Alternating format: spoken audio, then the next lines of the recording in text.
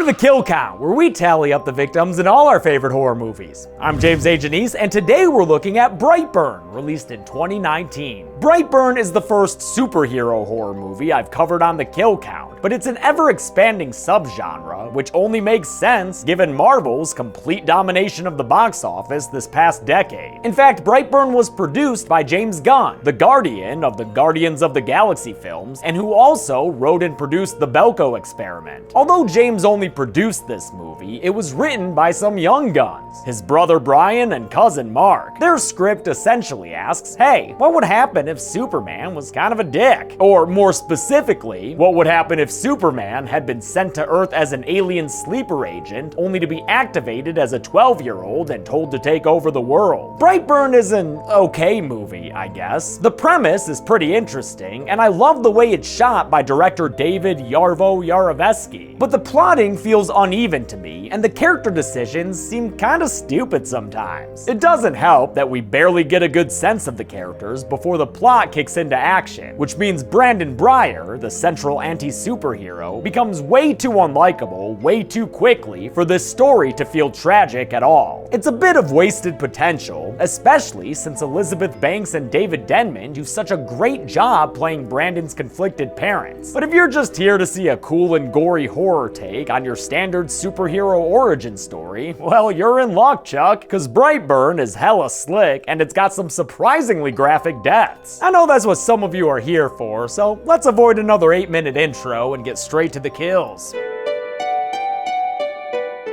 The movie begins in Brightburn, Kansas, just down the road there at the Breyer farm. Inside their home, Tori and Kyle Breyer are trying to make a baby, and not by ringing up the stork, if you catch my meaning. Things haven't been working out for them with their trips on the Spermy Expressway, but it looks like they're about to be in luck tonight. Cause something just landed in their backyard. And Freddy, you wanna tell them what it is? It's a boy! After some home movies that show baby Stardust there growing up, we jump to 10 years later with the heaven-sent diaper dirtier, now a 12-year-old boy named Brandon, played by Jackson A. Dunn. He's still quite the stinker, hiding from his mom Tori and jumping out at her like a little monster, rah rah rah. At school, he's a smart little monster with encyclopedic answers for his science teacher's questions. That earns him derision from some of his classmates, but encouragement from others. Don't worry. Smart guys end up ruling the planet. Subjugation, you say? One night, the barn on the Breyer farm starts glowing up more than Matthew Lewis, which causes lights to flicker and Brandon to experience scary dream voices. Scuttle. Yeah, that'll give you nightmare eyes for show. Brandon is compelled to fall out of his second-story window, which Tori hears from downstairs. One blurry flash in front of the camera later, Tori's checking out the barn, where she finds her creepy little space baby throwing himself against a chained-up trap door and growling passwords that fail to open it.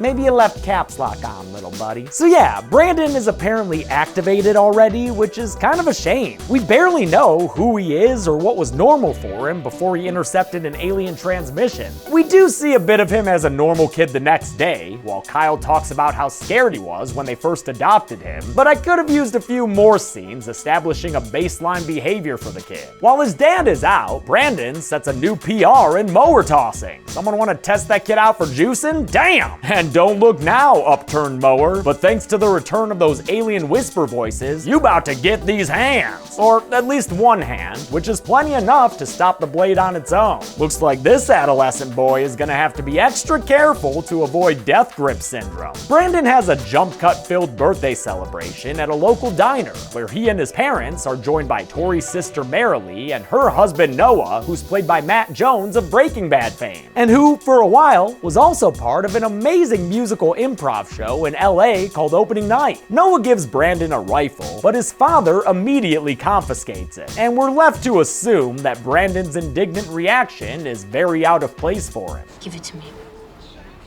I'm sorry, what'd you just say to me? I said, give it to me! But no one seems to notice the electrical flickers going on there, not even as they correspond with Brandon's emotions or arm movements, so Tori and Kyle just take Brandon home, embarrassed. They express concern about their son. Worry about him. And getting older, changing. But not once during this entire conversation do they ever acknowledge that they found him in a frickin' crater. The whole time they're talking about him, it's like they don't even know that's a thing. It's insane. The next morning, before they head out for a family camping trip, they face a couple of strange hangups. First, Brandon's all of a sudden got an appetite for silverware, and second, they find his stash of smut, which is mostly PG-13 stuff, until they get to pictures of intestines and shit. Careful there, Brandon. That'll get you age restricted. The pictures prompt Kyle to give Brandon the sex talk, which goes just as awkwardly as that conversation usually does. It was okay to, touch it or play with it. With what? With, your penis. Okay, maybe this one's a little extra awkward. That night, Brandon takes it upon himself to act on his urges, disappear from the campsite, and pay a visit to Caitlin, that nice girl from school. I gotta admit, his abilities are a little bit confusing to me here. Caitlin wakes up to find her laptop open and playing music, and after closing it, confused, and walking back towards her bed, the laptop is suddenly reopened and playing music again. So is Brandon just like super ultra fast and opening her laptop at invisible speeds? Or is he telekinetic? I don't know, but he is hiding behind your curtains, little girl, so watch out! Or wait a minute, is he? Well, he's not anymore, but Caitlin did get a good look at who was back there. Brandon Breyer. Good thing BB's got a watertight alibi. He was just out there peeing in the woods. No big, Mom. Brandon's behavior grows more and more aberrant. Like, sure, there's nothing that weird about doodling superhero costumes or logos with your initials, but when you start standing in front of the chicken coop and staring at the poultry all night, that's a good sign of being cockadoodle cray-cray. That point is proven when Kyle wakes up to find all the family's egg layers dead and dismembered. Tori dismisses her husband and says the chicken killer was a wolf, despite Kyle's solid line of reasoning. Babe, a wolf can't do this. It can't rip a freaking door off and break a lock. And this is the first of many scenes where I'm like, what the fuck, Tori? Don't ignore the facts here. During a trust exercise at school, Caitlin causes Brandon to fall because she thinks he's a pervert, and that gets him mighty mad. So when she's forced to help him up, Brandon breaks her hand. Oh shit, he fucking wrecks it. Erica? He said he's sorry. What the fuck, Tori? Sorry's not gonna fuse those splintered bones back together. Brandon gets suspended from school, but to add insult to that sentencing, Caitlin's mother, Erica, makes sure to insult his adopted status. Do you even know who his real mother is? Brandon Breyer will remember that. Tori and Kyle have another conversation of concern, only this time they finally acknowledge Brandon's exogenesis when Tori tells Kyle she found him sleepwalking in the barn. Did he find it? But he was tugging at the trapdoor. Then Kyle starts freaking out and mentions that Brandon's never bled once in his entire life, a fact that probably should have been mentioned before we were already through a third of this movie. Later that night, Tori does some celestial research and Brandon starts hearing voices again. You should go. You should go. Props to the sound design for this movie, by the way. It's some of the best I've heard in a while. Brandon is drawn to a red glow in the barn and begins to repeat an alien voice growling at him. When Tori finds Brandon, he's floating midair above the open trap door. When he falls, he cuts his hand on an object down there, and that makes him bleed for the first time in his life. That moment would probably feel more important if we hadn't just learned about the bleeding thing like 2 minutes ago. The kryptonite to Brandon's high armor class is the meteorite from the beginning, and the discovery of that space crib leads to a conversation about where he came from. Answer, that rock right there. Tori tells Brandon that she thinks of him as a gift straight from the universe, but he gets all alien angry about having been lied to his whole life, so he storms away from her and starts to break stuff. It's just one of those days, you know, when you don't want to wake up. He leaves the house, verbally repeating the alien message he just learned from that space rock until he's able to decipher its meaning. Take the world. Take the world. And 1 and 2 and laser eyes and good, grand, keep it bright. Before going to take the world, Brandon stops by Caitlin's room again and delivers the scariest manifesto a young girl could ever hear. I'm very special. You're one of the only people in the world that knows how special I am. But someday, they will all know. Caitlin says that her mom told her not to talk to him, but Brandon tells her he's got a plan for that. Don't worry, Caitlin, he's gone now. And you know what? We can just drop your character entirely too. Yeah, we won't be needing you for the rest of the movie. Thanks. Instead, Brandon moves on to her mother, Erica, who's currently closing up shop at the local diner. Things get spooky in a hurry, with weird symbols appearing on the windows and the ceiling lights flickering overhead. Oh, wait, did I say flickering? Because I meant bursting open. Oh, and she got it in her eye. Damn, it's deep in there too, huh? In an excruciatingly gross scene, Erica picks the glass shard out of her eye. And that shard is way longer than you'd expect, man. Fuck, it's totally gross. The experience leaves her seeing half red, which is a pretty cool effect, and with her inhibited vision, she has a hard time seeing the costumed individual appearing in various places all around her. She runs into the freezer and locks herself inside, but Brandon just huffs and puffs and lasers the door down. Erica gets one final look at her tormentor before Brandon kills her with a jump scare. Yeah, that's the way this movie's effects look. They're fine, I guess. The next morning, Brandon comes downstairs and tells his parents that everything's perfectly all right now. He's fine. He's all fine here now, thank you. How are you? Although his suspension is over now, Brandon still has to see his school's counselor, who just so happens to be his Aunt Marilee. Wow, talk about a rigged-ass system of justice. Brandon alarms Marilee with his talk of being superior to everyone else and his total lack of remorse for what he did. Sometimes when bad things happen to people, it's for a good reason. That's a yikes from Marilee, who tells Brandon that she's gonna have to tell his parents and the sheriff about his troubling behavior. Not good, Brandon, especially since the sheriff's already investigating Erica's disappearance from the diner. Aw no, and he's getting sexy with the windows and finding those BBs everywhere? Marilee gets a house visit from Brandon that night, who tells her that she's not allowed to speak to the sheriff about what he said in school.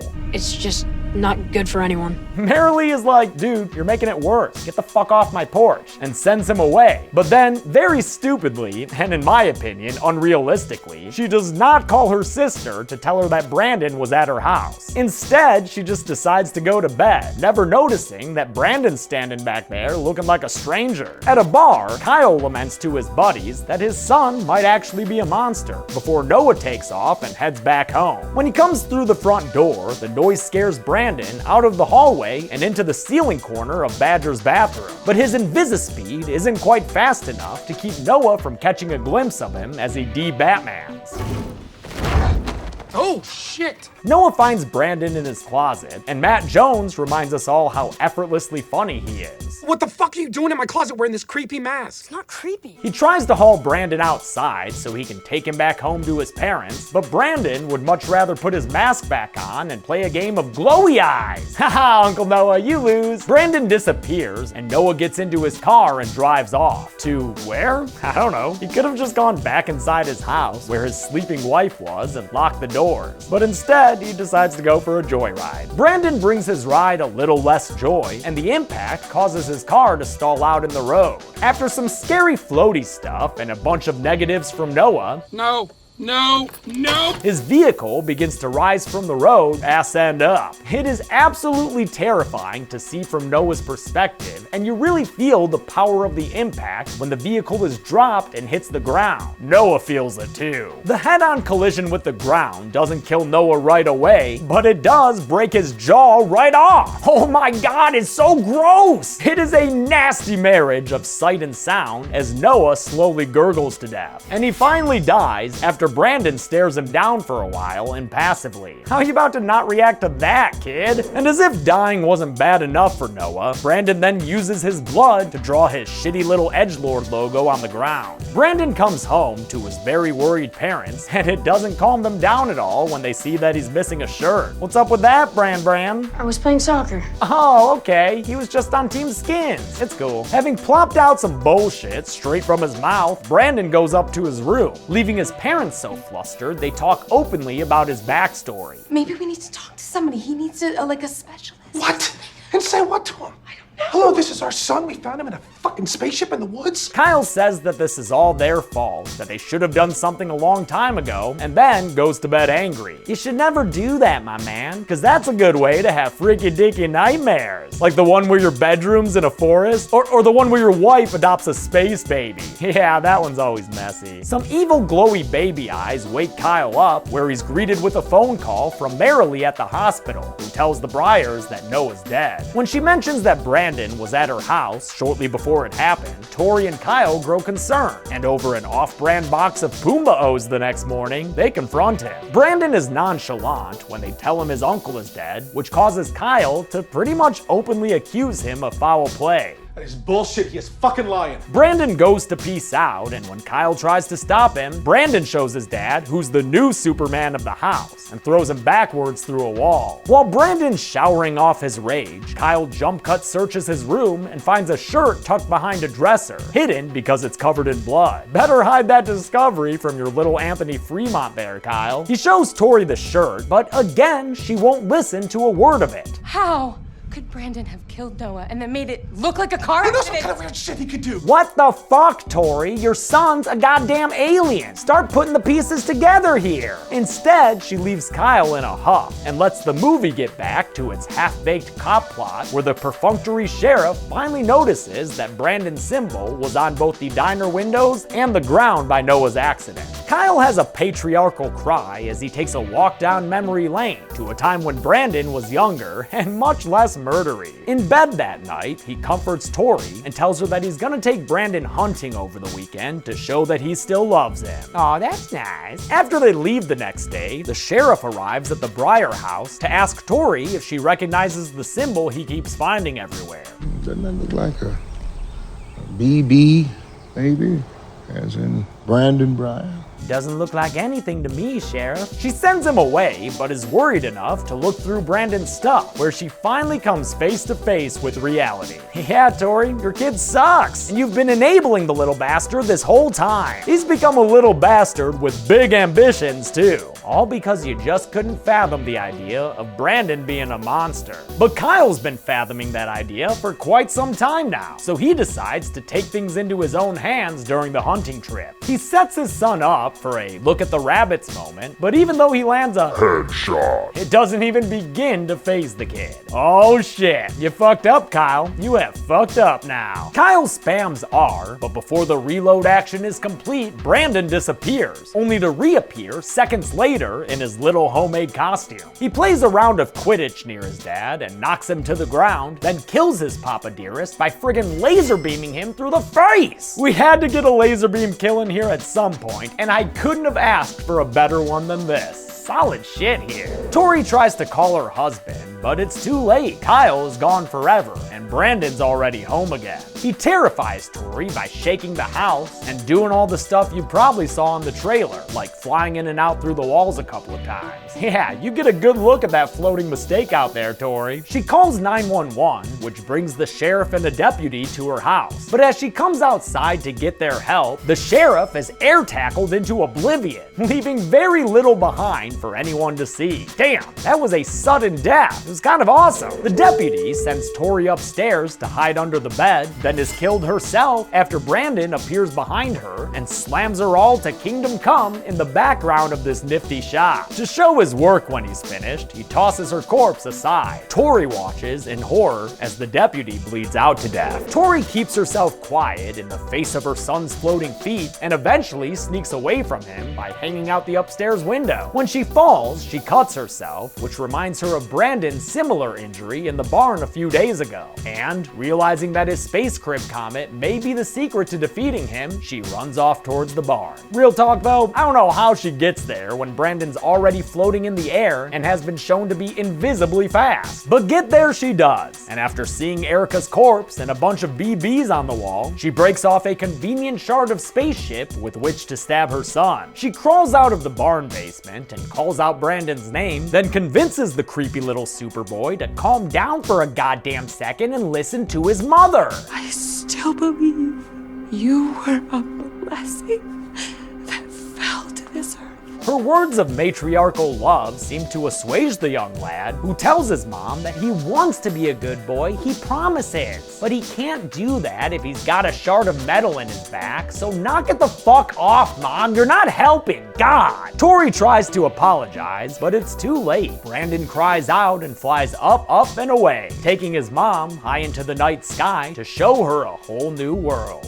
Sorry, to kill her, because that's what he does. It's completely cold-blooded, but he just holds his mom out and drops her. At least she'll have plenty of time during freefall to think about how she shouldn't have tried adopting an alien space baby. Oh shit, y'all, the movie's almost over and the body count isn't enormous. I'm so sorry, all you big number lovers. This must be so difficult for you. Here, how about we add an entire goddamn plane to the count? Because Brandon sees one in the sky and apparently just blows it up, since its wreckage is seen the next morning. Oh hey, and listen to these nice reporters here. They're doing my counting job for me. No survivors among the 268 passengers on board. Way to hook me up, Final Destination style. And just like in Final Destination, I know that the number they say is of the plane's passengers, but I think in these casualty reports that would include the crew, right? Like the crew members were still passengers on the plane in one sense of the word, you know? I don't know. All I do know is that Brandon Breyer is a bad guy, because after a last-minute title card, that dope-ass Billie Eilish song plays over credits to confirm it. We see some more news reports, and yes, one of them shows a building collapse, but I can't count kills there because it's literally impossible. Besides, maybe the building was somehow evacuated beforehand? You don't know, okay? The movie ends with Michael Rooker as a YouTube conspiracy theorist ranting about other mythical figures in this universe, like the Crimson Bolt from Super, the 2010 movie made by producer James Gunn. Thanks to Brandon Breyer, how many people's life forces are no longer burning bright?